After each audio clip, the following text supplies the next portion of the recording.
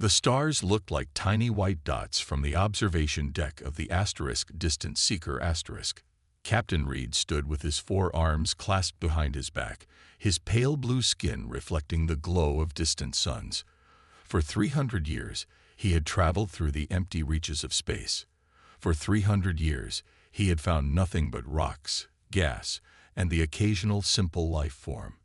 "Captain, we are approaching the L-619 system," said Officer Taz. Her voice was calm and measured, like all Varu. Their people did not show much emotion. They had evolved beyond that, or so they believed. Reed nodded. "Begin standard survey protocols." The Distant Seeker was the pride of the Varu fleet. Its smooth, oval shape housed the most advanced technology their civilization had created over their 50,000 years of space travel. The ship could scan entire planets in minutes, analyze atmospheric conditions in seconds, and detect even the smallest signs of life. "Another empty system," said Navigator Larn, not looking up from his control panel. "Just like the last 300. Reed did not answer. He had heard this complaint many times before. The younger Varu were becoming restless. In the old days, there had been hope of finding others in the stars.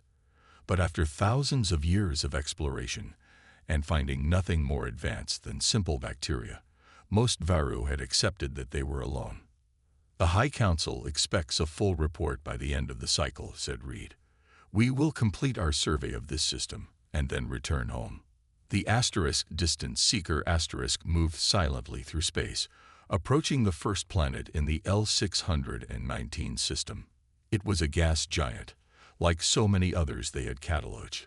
The ship's sensors immediately began collecting data.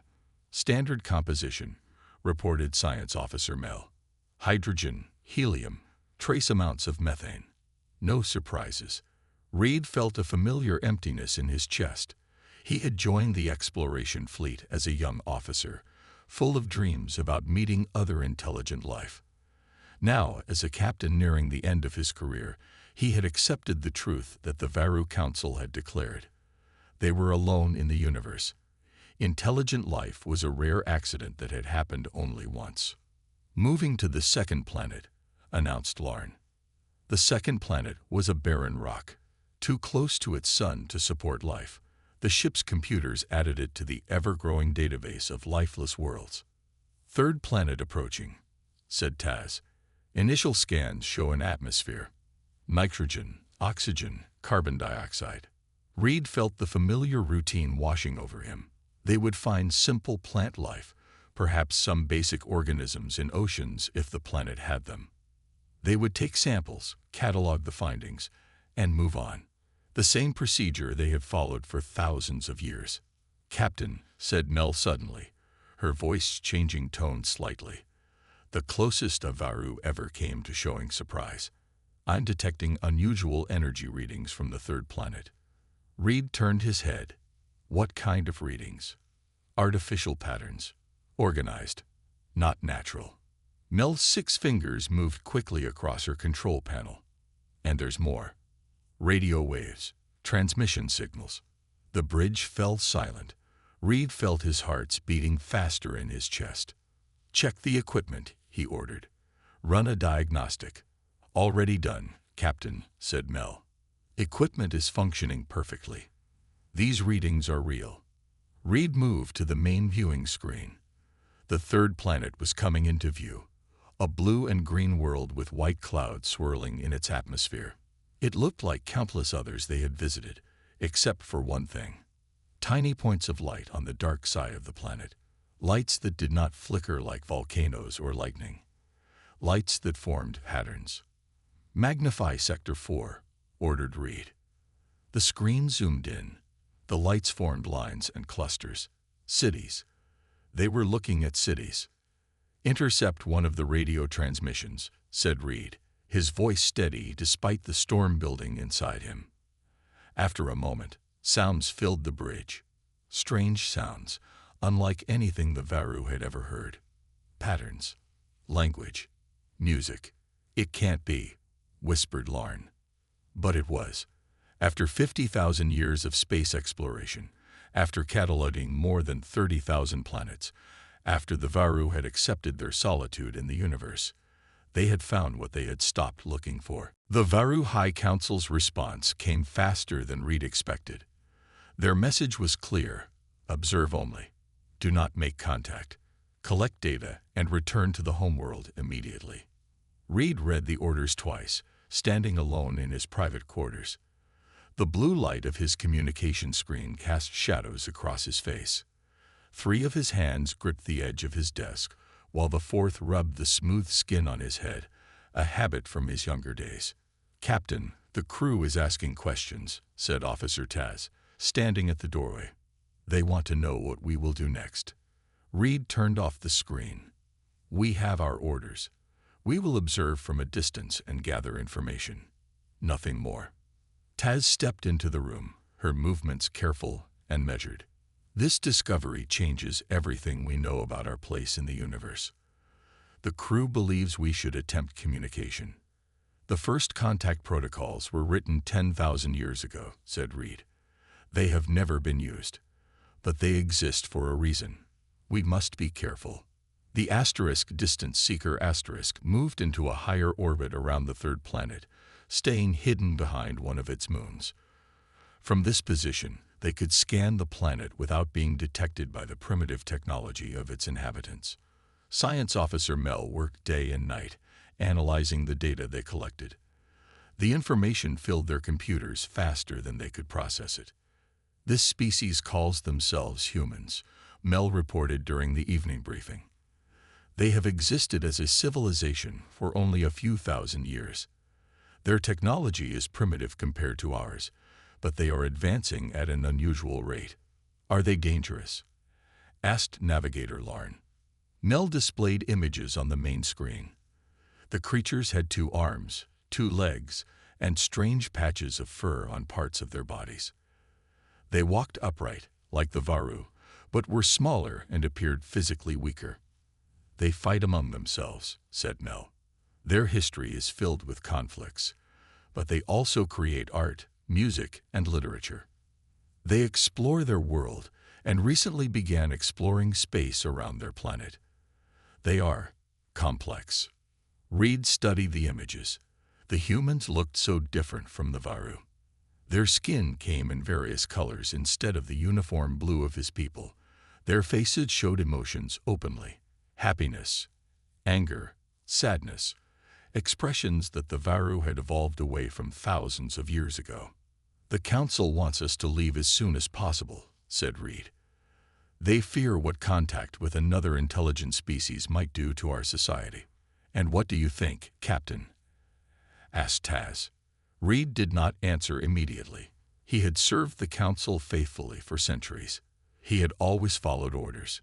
But now, faced with the greatest discovery in Varu history, he felt something stirring inside him: curiosity, excitement, feelings he thought he had left behind in his youth. "We will follow the first contact protocols," he said finally. "We will observe for 7 more days, then return home with our findings." The crew accepted his decision without argument, as was the Varu way. But Reed noticed something different in their behavior. They worked with greater energy. They talked more during meals. The discovery had awakened something in all of them. On the 6th day of observation, Larn called Reed to the bridge. "Captain, we've detected a small spacecraft leaving the planet's surface," he reported. "It appears to be heading toward the 4th planet in the system."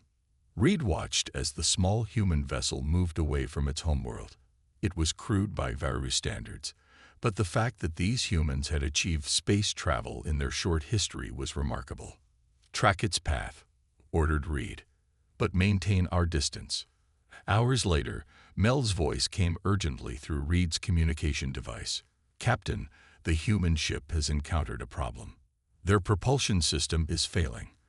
They are drifting off course." Reed hurried to the bridge. On the main screen, he could see the human vessel spinning slowly, venting gas into space. "Life signs?" he asked. "4 humans aboard," said Mel.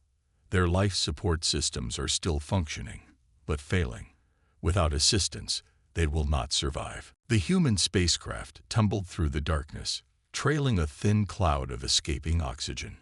Inside, 4 humans worked frantically at control panels, their faces lit by flashing red warning lights. They wore simple white suits, each with a different colored stripe across the chest. "Engine 3 is completely dead," said a man with gray in his hair. "Life support is down to 4 hours."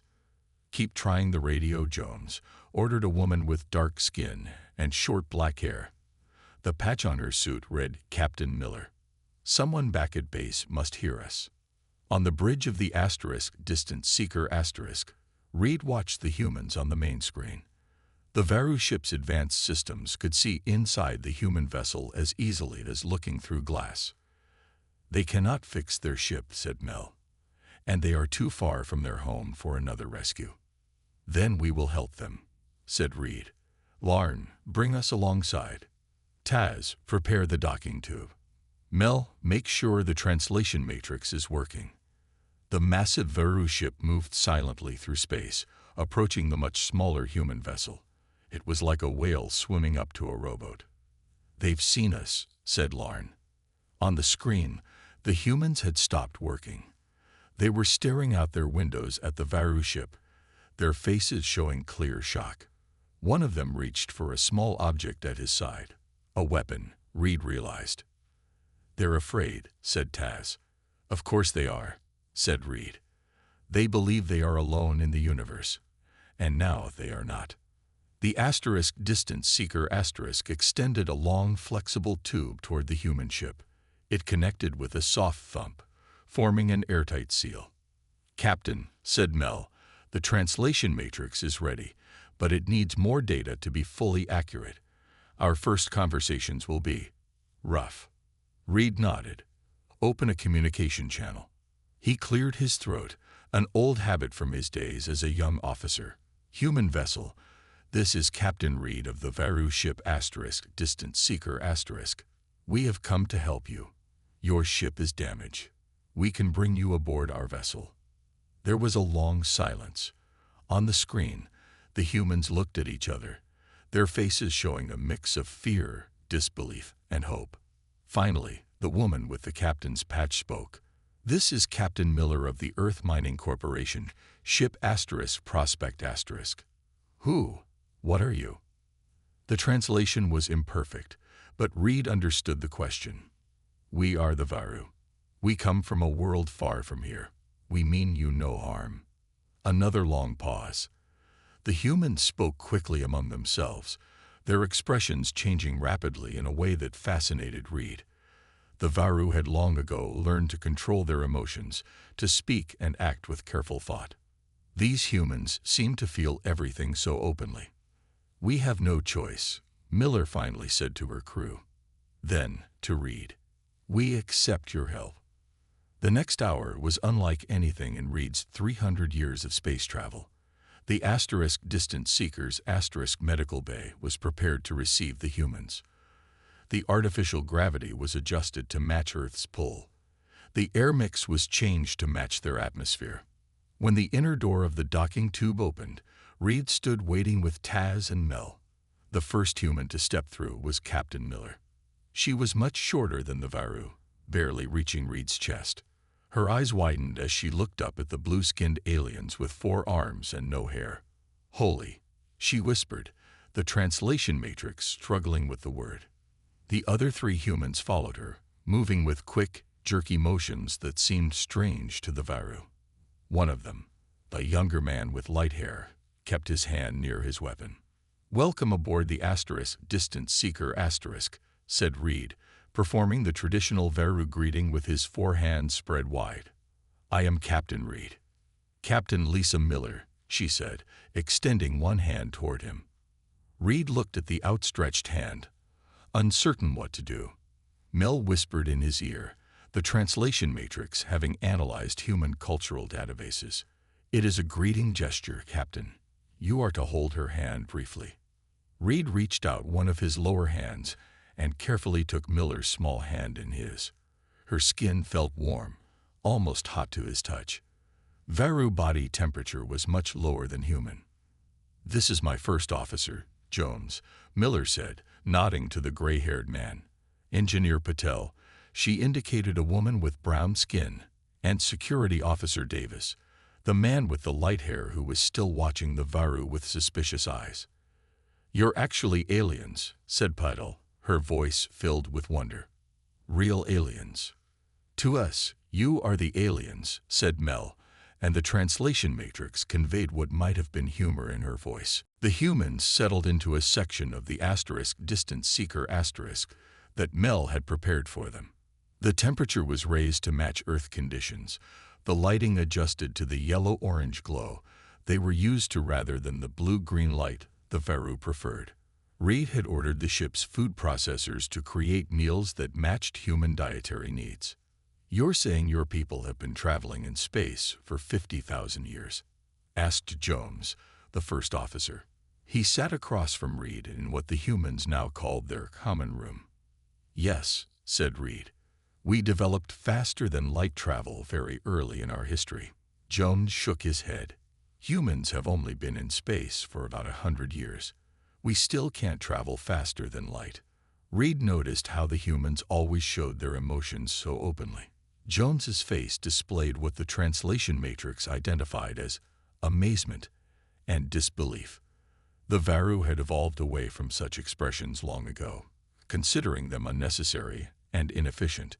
In another part of the ship, Mel was studying the humans with great interest.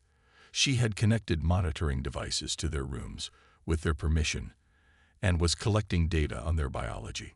"Captain," she called Reed on the ship's communication system, "I need to show you something important." Reed excused himself and went to Mel's laboratory. The science officer was surrounded by floating screens filled with data. "What have you found?" asked Reed. "These humans," said Mel, "they evolved on what we would consider a death world." Reed looked at the screens. "Explain." "Their planet has much higher gravity than ours. Their atmosphere contains oxygen at levels that would be toxic to us without our protective suits. Their world experiences extreme temperature variations that would kill a Varu in minutes." "And yet they survived," said Reed. "More than survived," said Mel, her voice showing a rare hint of excitement. "Look at this data on their healing abilities." She displayed medical scans of Security Officer Davis, who had suffered a minor cut while helping repair their ship. "Their bodies seal wounds and regenerate tissue at rates we've never seen in any species, and their immune systems are incredibly aggressive. They have to be, to survive in their environment." Reed studied the data. "What else?" "Their muscles are much denser than ours, likely an adaptation to their high gravity. And though they are smaller, they can produce bursts of strength that would match a Varu twice their size." "Are they dangerous?" asked Reed, thinking of the Council's warnings. Mel was quiet for a moment. "They could be. But so could we, to them. They're different, Captain. Not better or worse. Just different." On the other side of the ship, Captain Miller and Engineer Patel were examining the Varu engines with Navigator Larn as their guide. "This is incredible," said Patel, looking at the glowing blue core that powered the distant seeker. "You're saying this engine creates a bubble of altered spacetime around the ship?" "Yes," said Larn. "We do not move through space. We move space around us." "That's exactly what our theoretical physicists have been working on," said Miller. "But we're decades, maybe centuries away from making it work." Larn tilted his head, a gesture the humans had learned meant curiosity. "Your species advances very quickly. Our records show you went from primitive flight to space travel in less than 70 years. "We're in a hurry, I guess," said Miller with a smile. Meanwhile, Security Officer Davis was having a different kind of exchange with Officer Taz in the ship's control room. "So your people don't fight wars anymore?" asked Davis, his hand still never far from his weapon. "Not for 40,000 years," said Taz. "We found it inefficient." "Inefficient," repeated Davis with a short laugh. "That's one way to put it." "Your species still engages in conflict," said Taz. It was not a question. "Yes," admitted Davis. More than we should. Why? Asked Taz, genuinely curious. Davis looked out the viewing window at the stars. Resources, land, religion, power. Take your pick. You fight for many reasons. And sometimes for no reason at all, said Davis quietly. Reed returned to the bridge to find a message waiting from the Varu High Council. His 3 hearts beat faster as he read it. Captain Reed, you have directly violated the most important order we gave you. First contact protocols exist for a reason. By rescuing these humans, you have exposed our civilization to unknown risks. You are hereby ordered to return to the homeworld immediately. The humans must be confined to their quarters during the journey. You will face a military tribunal upon your return. 3 days passed as the Varu helped repair and improve the human ship. The Prospect was now equipped with better engines, stronger shields, and a communication system that could reach Earth from much farther away. Reed had not shared the most advanced Varu technology. That would have been too much change too quickly. But he had given them improvements that would have taken humans decades to develop on their own. Reed was on the bridge when Larn called him with urgency in his voice. Captain, our long-range sensors have detected something unusual. Reed moved to Larn's station. Show me. The navigator pointed to a section of space beyond the edge of the solar system. The sensors showed something large moving toward them. It's not a natural object, said Larn. It's a ship. But it's not Varu design, and it's certainly not human. Reed felt all 3 of his hearts speed up. Another intelligent species. I don't think so, said Larn quietly. I think it's a harvester. Reed stared at the screen. Harvesters were part of Varu legend. Ancient machines said to travel through space, stripping planets of resources. They were believed to have been created by a species that disappeared long ago. Most Varu considered them myths, stories to frighten children. Harvesters aren't real, said Reed, but his voice lacked conviction. The sensor readings match the descriptions from the old stories, said Larn. And look at its path. Reed saw that the object was headed directly for Earth. How soon will it arrive? At its current speed, 7 days. Reed called an emergency meeting. The humans and his senior officers gathered in the ship's conference room. We have detected an object approaching Earth, he told them, displaying the sensor readings on the room's screens. We believe it may be dangerous. What kind of object? Asked Miller, her face showing immediate concern. Reed hesitated, then decided honesty was best. In our history, there are stories of machines called harvesters. They were created by an ancient species to gather resources. They move from planet to planet, taking what they need without concern for any life that might exist there. Like an automated mining ship, asked Patel. Yes, but much more dangerous. They take everything: metals, water, organic material. They leave planets barren. Davis leaned forward. And you think one of these things is headed for Earth? Yes, said Reed. If the stories are true. The humans exchanged looks. Reed had learned to read their expressions better now. They were afraid, but also determined.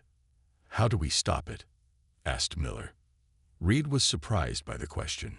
He had expected fear, panic, maybe even accusations that the Varu had somehow brought this danger to Earth. But instead, the humans immediately focused on finding a solution. We don't know, admitted Reed. The harvesters are just legends to us. We have no record of anyone successfully fighting one. Then we'll be the first, said Miller firmly. The next few hours were a blur of activity. The humans and Varu worked together, sharing information, developing plans. Davis and Taz analyzed the harvester's structure based on sensor readings, looking for weaknesses. Patel and Larn prepared both ships for battle. Mel searched the Varu historical database for any useful information about the harvesters. During a brief break, Reed found Miller alone in the observation room, staring out at the stars. You are very calm for someone who just learned your planet is in danger, said Reed. Miller smiled slightly. Humans are good at dealing with crisis. We've had plenty of practice. On your death world, said Reed, remembering Mel's description. Is that what you call Earth? Miller laughed softly. I suppose from your perspective, it is pretty harsh. How do you survive there? Asked Reed. The gravity, the temperature changes, the oxygen levels. We adapt, said Miller simply. It's what humans do best. Reed was quiet for a moment, thinking. That may be useful against the Harvester. What do you mean? The Varu approach problems methodically, carefully. We plan each step. If one approach fails, we fall back and develop a new plan. It's why we've survived for so long. And humans. From what I've seen, humans improvise. You react quickly. You try things that seem impossible. You take risks. Miller nodded. We call it thinking outside the box. A harvester was designed to counter methodical opposition, said Reed. But it might not be prepared for human unpredictability. Just then, Mel's voice came over the communication system. Captain, I found something in the archives. You need to see this immediately. Reed and Miller hurried to Mel's laboratory. The science officer had uncovered an ancient record, a first-hand account from a Varu explorer who had witnessed a harvester in action. The day of the confrontation arrived too quickly. The harvester had increased its speed, cutting the estimated arrival time from 7 days to just 4. Reed had sent warning messages to Earth, but there had been no response. Either the humans on the planet didn't believe the warning, or they were unable to prepare in time. It's up to us, Miller had said. And Reed agreed. The asterisk distance seeker asterisk and the much smaller asterisk prospect asterisk waited at the edge of the solar system. The plan they had developed combined Varu precision with human unpredictability. It was unlike anything Reed would have considered on his own, and he suspected that was exactly why it might work. Harvester entering sensor range, reported Lauren, his voice steady despite the tension on the bridge. Reed looked at the main screen.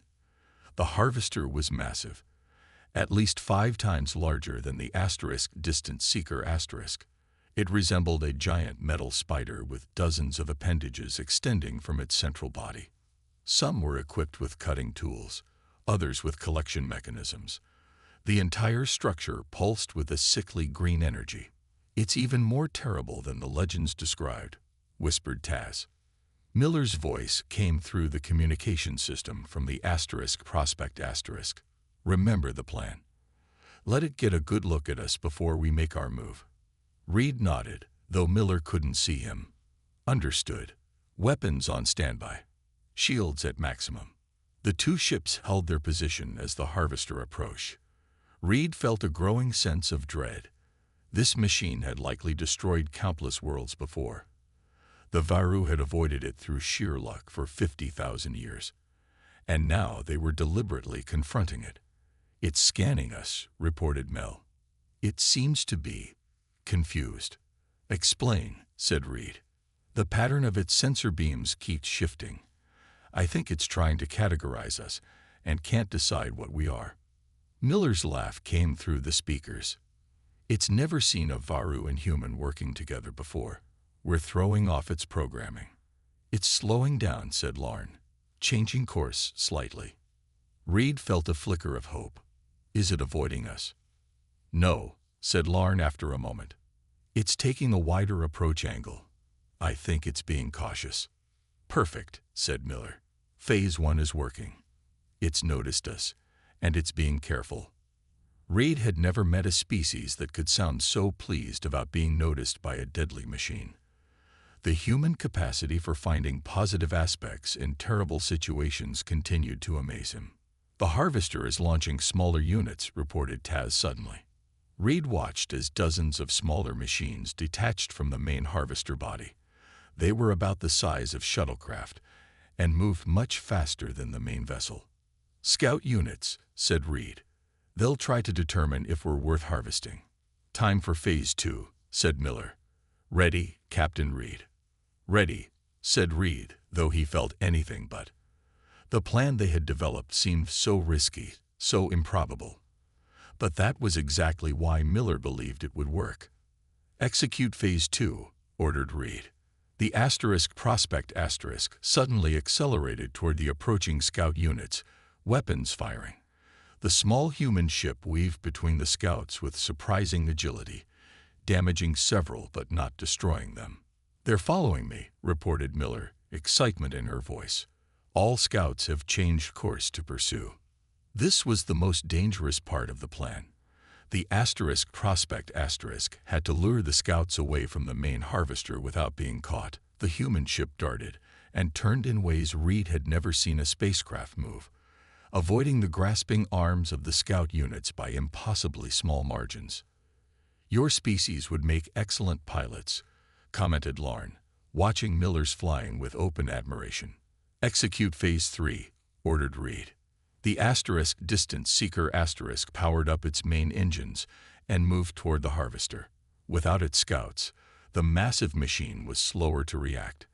Reed's ship launched a barrage of specialized missiles, not aimed at the harvester itself, but at the space around it. The missiles detonated, creating a complex pattern of gravitational distortions. This was Varu technology at its finest, precision manipulation of spacetime itself. The distortions wouldn't damage the harvester, but they would confuse its sensors and disrupt its movement. "It's working," reported Mel. "The harvester is caught in the gravitational net. Its movement is restricted to 40% capacity." "Miller, report," called Reed. "Still playing tag with these spider scouts," came Miller's voice, strained but determined. "But I've got them where we want them. Ready for Phase 4. Reed took a deep breath. Phase 4 was entirely Miller's idea, and it went against all Varu military doctrine. It was reckless, dangerous, and possibly brilliant. "Execute Phase 4, he ordered. 2 weeks after the battle with the harvester, the distance seeker and the prospect orbited Earth. Reed stood before a view screen, speaking with the leaders of the human world. They had been shocked to learn of the existence of alien life, then amazed to hear how their small mining crew had helped defeat a threat they hadn't even known existed. "We owe you a great debt, Captain Reed," said the human leader, an older woman with white hair. "You saved our planet when you had no obligation to do so." Reed bowed slightly, a human gesture he had learned from Miller. "We merely did what was right, and without your people, we would have failed." After the conversation ended, Reed returned to his private quarters. There, a message from the Varu High Council waited for him. He had expected this: punishment for disobeying orders, perhaps even removal from his position as captain. Instead, the message surprised him. "Captain Reed, your actions have revealed much about our own failings. For 50,000 years, we have explored space believing we were alone. We became too careful, too set in our ways. Your encounter with humans and the defeat of the harvester has changed everything. Return home with all data on the humans. The Council has voted to establish formal relations with Earth. You will not face punishment for your actions." Reed read the message twice, hardly believing it. The High Council, always so cautious and traditional, was embracing change. The discovery of humans had shaken Varu society to its core. Miller found Reed in the observation deck, staring out at the blue-green planet below. "Deep thoughts?" she asked, coming to stand beside him. "I was thinking about how much has changed," said Reed. "A month ago, we believed we were alone in the universe. Now, everything is different." Miller nodded. "For us too. We always wondered if there was anyone else out there. Now we know." "My council wants to establish formal relations with Earth," said Reed. "They want to learn from humans. And we want to learn from you," said Miller. "Your technology, your history, your culture. There's so much we can share." Reed turned to look at the human. In just a few weeks, he had come to respect Miller deeply. Her quick thinking, her adaptability, her willingness to take risks. Qualities the Varu had lost over millennia of comfortable isolation. "There will be challenges," said Reed. "Our species are very different." Miller laughed. "That's what makes it interesting. Besides, we already know we work well together. We killed a space monster, remember? Reed allowed himself another smile. The expression still felt strange on his face, but somehow right. My ship must return to the Varu homeworld, he said. We need to report directly to the council.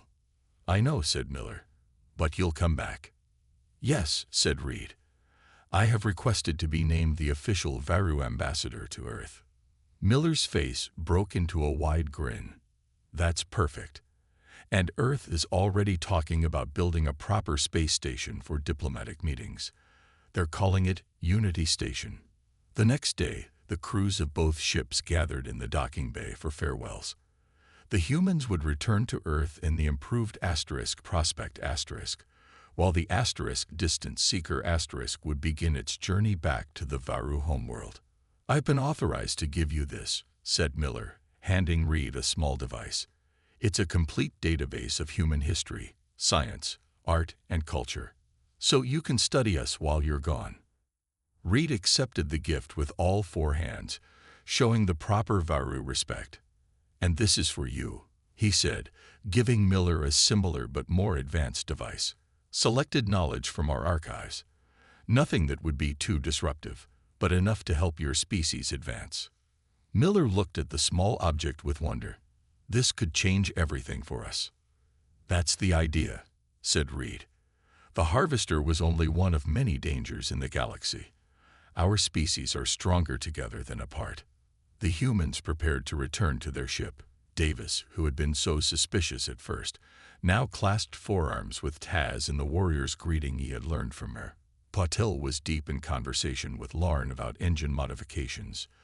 Jones was collecting final medical data from Mel. Will your people be ready?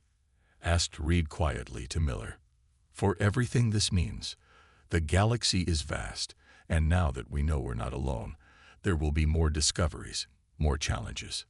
Miller looked up at the tall blue alien who had become her friend. Humans are adaptable, remember. It's what we do best. Indeed, said Reed. It is why you survived on your death world. Why you advanced so quickly, and perhaps why the Harvester seemed afraid of you. Afraid of us? Asked Miller, surprised. The ancient records Mel found suggested the Harvesters avoided certain sectors of space, sectors that might have contained the ancestors of humans. You are unpredictable, dangerous, in a way. Miller considered this. And yet you're not afraid of us. No, said Reed, because I have learned something important. Being unpredictable, being adaptable, these are not flaws. They are strengths we have lost. The Varu need to remember how to change, how to take risks, how to feel. The final farewells were said. As Miller turned to board her ship, she paused and looked back at Reed. 6 months, she said. We'll have the first section of Unity Station built by then. Don't be late. I wouldn't dare, said Reed. A human taught me the value of keeping promises. As the two ships departed in opposite directions, Reed stood on his bridge looking at the stars. For 50,000 years, the Varu had traveled among them believing they were alone. Now they knew differently. And the universe would never be the same again.